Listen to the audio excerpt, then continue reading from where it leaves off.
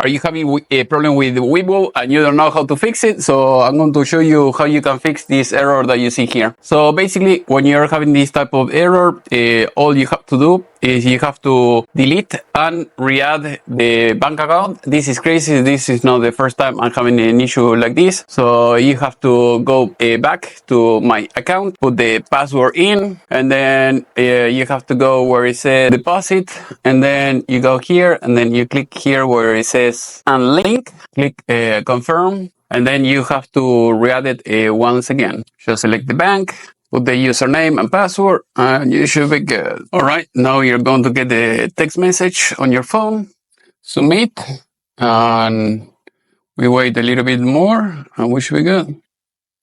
All right, once you've done that, now you can select your checking account that you want to use, save and finish, and then you should be able to transfer as much as you want, as much as you have in your bank account, of course. Click submit, read, I understand, and there you go. Now it's pending. Hopefully in a few days, everything should be done. All right, after a few seconds, I got this email that says, your deposit has been successfully received. Just wait a few days and you should be good. Hopefully this video was useful. Thank you for watching. And if you want to watch more videos about trading, just go to my playlist and you will see all my videos over there. Thank you and see you next time.